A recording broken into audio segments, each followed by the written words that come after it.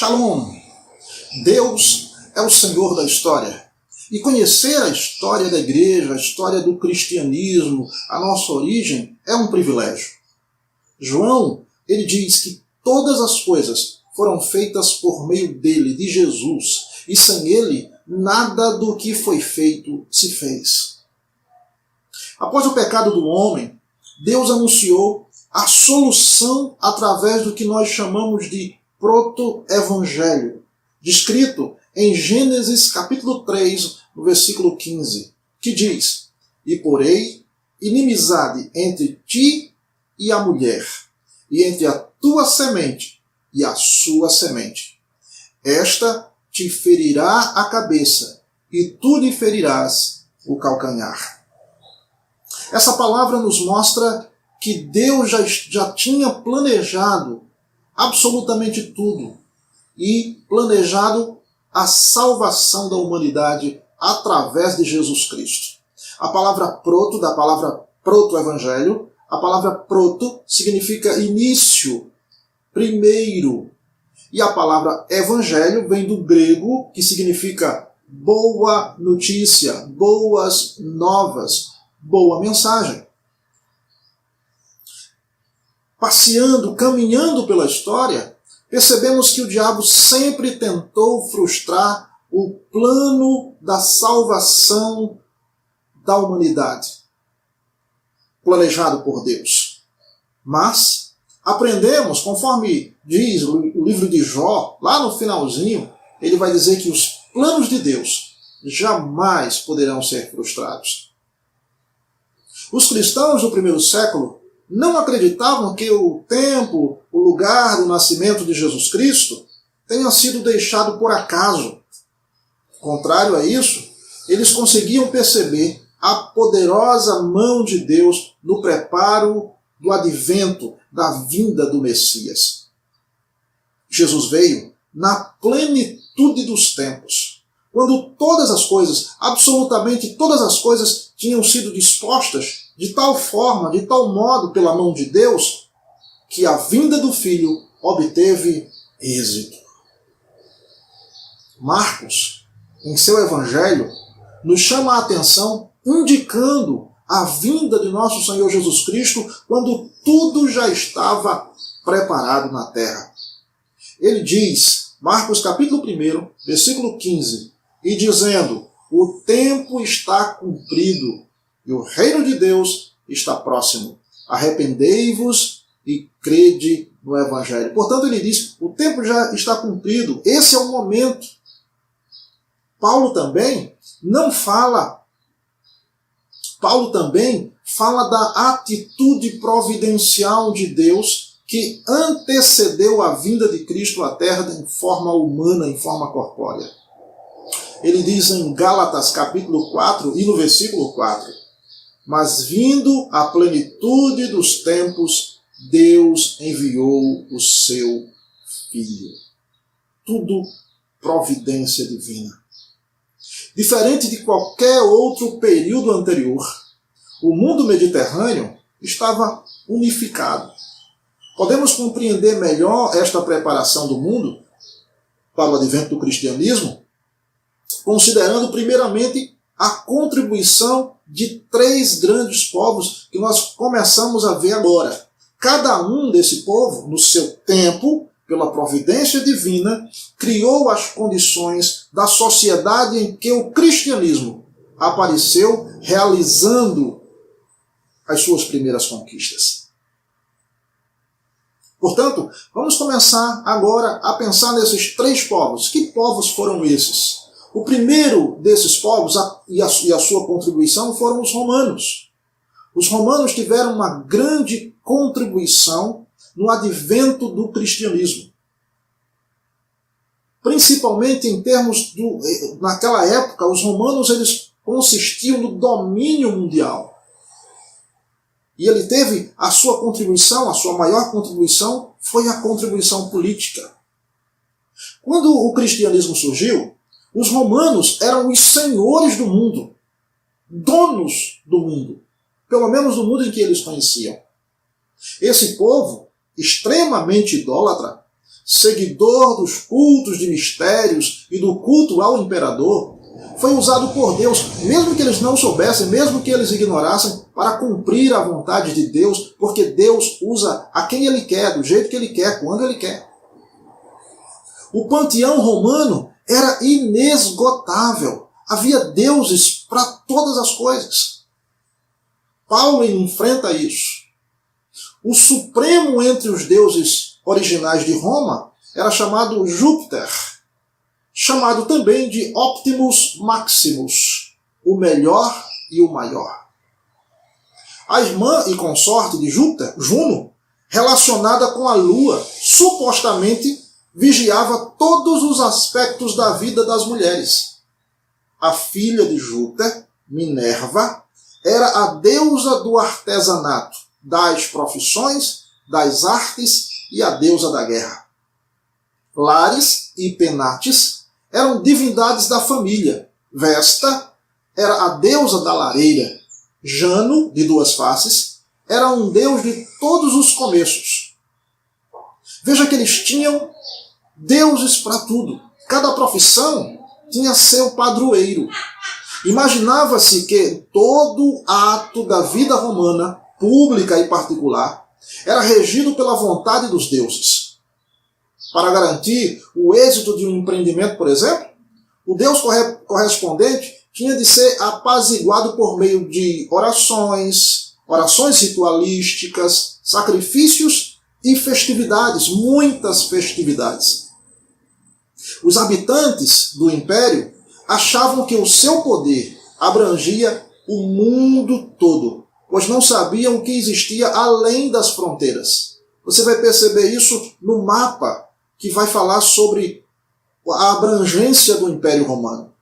Por volta do ano 50 depois de Cristo, o Império Romano abrangia a Europa, ao sul do Reno e do Danúbio, a maior parte da Inglaterra, o Egito e toda a costa ao norte da África, grande parte da Ásia, do Mediterrâneo à Mesopotâmia. Era um vasto império. Os romanos dominavam não somente pela força, mas principalmente pela sua capacidade intelectual, pela sua inteligência. Eles conseguiam subjugar uma civilização de forma incomparavelmente superior. Eles tornaram-se extremamente úteis como instrumentos de Deus para a chegada, para o advento do cristianismo. No Império Romano, os povos se unificaram no sentido em todos os governos tinham sido derrubados e um único poder dominava em toda parte. Isto cria algo sem paralelo, sem precedente, a unificação dos povos, o que certamente facilitaria a propagação do Evangelho. O cristianismo é uma religião de caráter universal, sem distinção de raça, tornando os homens todos um em Cristo.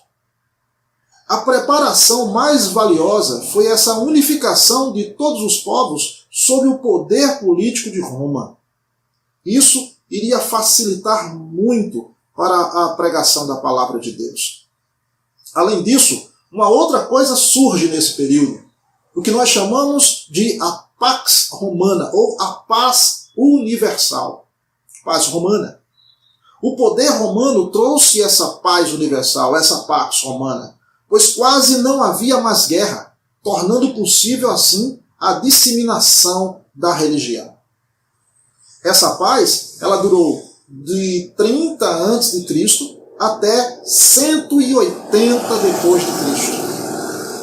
Enquanto os exércitos protegiam o império dos ladrões e dos piratas, o comércio florescia tanto na terra quanto no mar. Consequentemente, o Império Romano cresce sem fronteiras em prosperidade, poder e riqueza.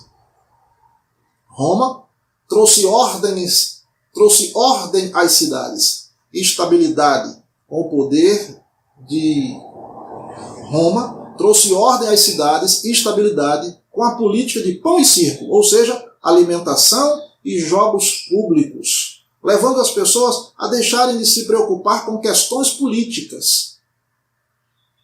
Tudo isso, obviamente, sendo tirado dos impostos, dos altos impostos pagos pelos cidadãos. A administração romana tornou fáceis e seguras as viagens e comunicações entre diversos países. Os piratas que estorvavam a navegação simplesmente desapareceram, não conseguiam fazer absolutamente nada. As estradas romanas davam acesso a todas as partes do império, fornecendo uma infraestrutura que permitia a interligação em relação a todo o Império Romano. Por isso, ou por conta disso, o exército podia estar em qualquer ponto necessário em até 2 semanas. As comunicações feitas pelo imperador viajavam numa velocidade jamais antes experimentada. Devido à providência de Deus, a igreja primitiva valeu-se dessa rede de comunicações para espalhar o evangelho de nosso Senhor Jesus Cristo. As viagens e os intercâmbios comerciais aumentaram muito, assustadoramente. O apóstolo Paulo não teria tido tamanho êxito em suas viagens missionárias sem essa facilidade do trânsito nas estradas romanas. Não podemos esquecer que o evangelho também alcançou o exército. Paulo, escrevendo lá a sua carta aos Filipenses, no 1º capítulo, no versículo 13, ele fala de crentes da guarda pretoriana, a força de elite mais próxima ao imperador. O segundo dos 3 povos que contribuiu para o advento do cristianismo foi os gregos. Além da influência política dos romanos, não poderíamos deixar de citar os gregos e a sua filosofia, a sua capacidade intelectual. Roma havia conquistado militarmente os gregos. No entanto, os gregos influenciaram em vários aspectos intelectuais e filosóficos as regiões do Mediterrâneo. Através do comércio, os gregos foram a todas as partes. Influenciaram os mais importantes centros do mundo de então. Essa influência foi tão grande que denominamos esse mundo antigo de greco-romano, porque Roma o governava politicamente, mas a mentalidade dos povos desse império tinha sido moldada de forma fundamental pelos gregos. E a questão da filosofia? Quem eram os filósofos? Algumas dessas questões que eles levantavam naquela época para a meditação, para o pensamento do povo grego de então. Primeiro, a origem e o significado do mundo. Como o mundo foi originado? E o que significa esse mundo de então? A existência de Deus e a existência do homem. A existência do bem e a existência do mal. Eram questões levantadas naquele período. Tudo o que se relacionava com pesquisas filosóficas. Os judeus não eram dados à pesquisa, nem se interessavam muito por discussões dessas questões como os gregos. Do desenvolvimento intelectual dos gregos surge Sócrates nas praças públicas de Atenas com seu método de fazer perguntas e levantar debates polêmicos, método socrático. Não podemos deixar de citar pelo menos alguns desses filósofos.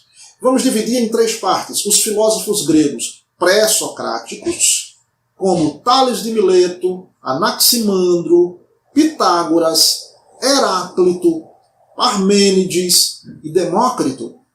Mas também os filósofos gregos socráticos, como o próprio Sócrates, Platão e o Aristóteles.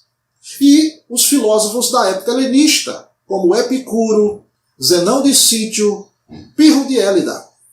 Os filósofos gregos queriam conhecer a verdade e o lugar dos seres humanos no universo.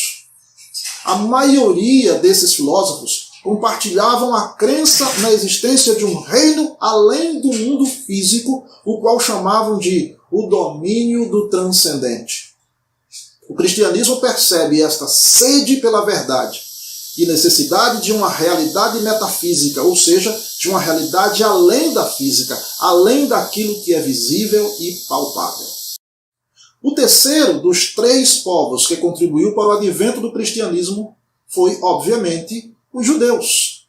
Por fim, a contribuição do terceiro desses povos, citados para o advento de Cristo, eram os judeus, porque a Bíblia vai falar a respeito deles. Os judeus e suas contribuições religiosas. A missão dos judeus foi receber de Deus uma revelação especial e repassá-la e ensiná-la ao povo, que eles consideravam os gentios.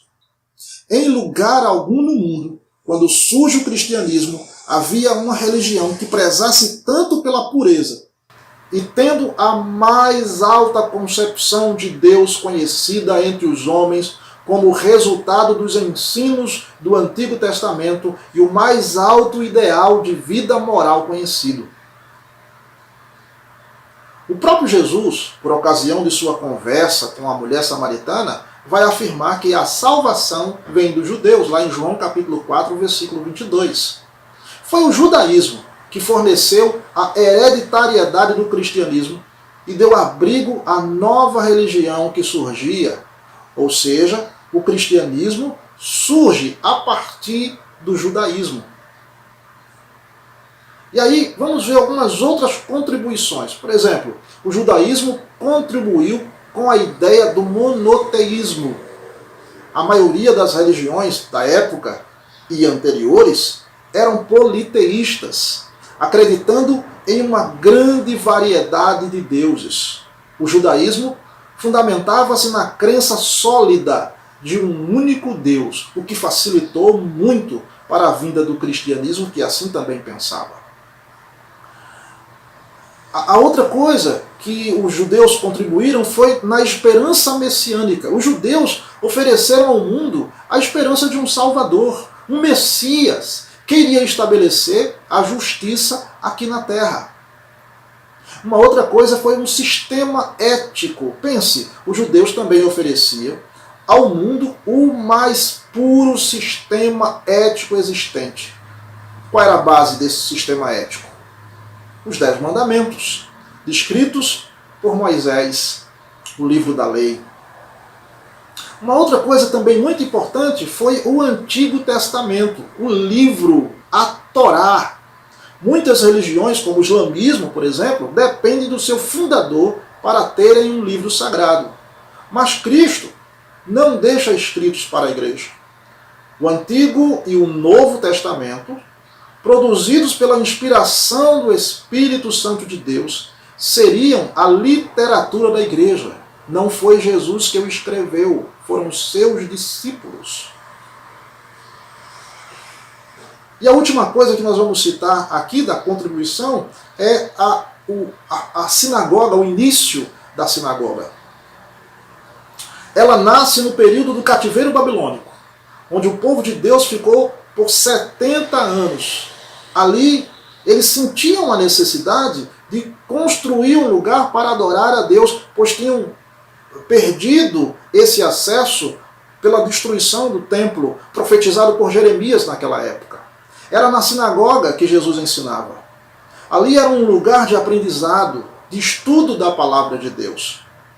Através da contribuição do mundo greco-romano, com seu ambiente e através da herança do judaísmo, o mundo foi preparado para a plenitude dos tempos, quando Deus enviou o Messias, o Cordeiro de Deus, que tira o pecado do mundo.